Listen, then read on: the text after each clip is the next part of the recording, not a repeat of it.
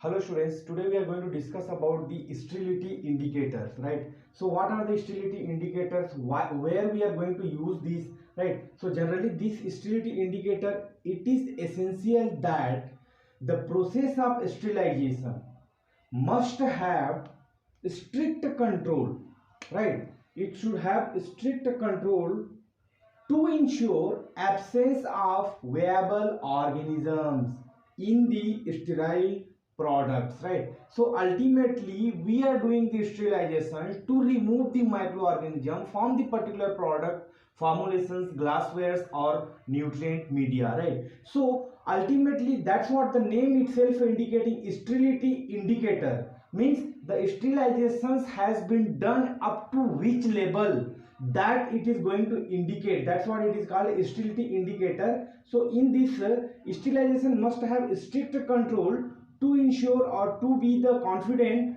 that absence of viable organisms or any pathogenic microorganism in the product which we are sterilizing, right? So there are two types of control which we can do during the sterilization. The first one is the control on sterilization process, and the second one is the sterility testing. That may be the by the sterility indicator, or it is also known as sterility monitor, right? So here the monitoring of sterilizations, it is we can do with the help of three types of indicator. The first one, it is the physical indicator, second one is the chemical indicator, and the third one is the biological indicator, right? So physical indicator means, as the name indicates, physical sterilization by the physical method. Say for example, we can use in moist heat sterilization, that is where we are using autoclave, and to the dry heat sterilization where we are using the hot air oven, and radio sterilizations, gaseous methods, and filtration methods.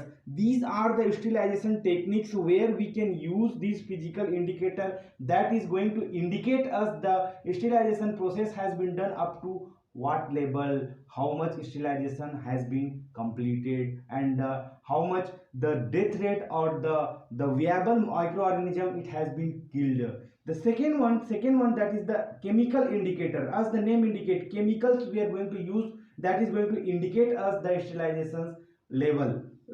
These chemical indicators we can use into the Brown's tube, that is these are the indicators which we are using in the sterilization: Brown's tubes, witness tubes, heat sensitive tap, then the Royce socket, chemical dosimeter. So these are the chemical indicators which we can use during the sterilization. The third type, that is the for the monitoring of sterilization, that is the biological indicator, right? So into the biological indicator we can use suitable microorganisms that is going to help us. Bacillus, say for example Bacillus subtilis, right? So this is the example.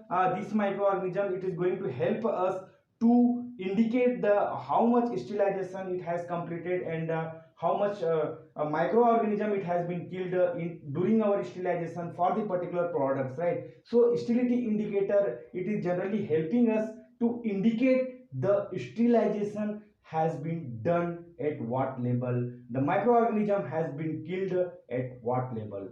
Thank you.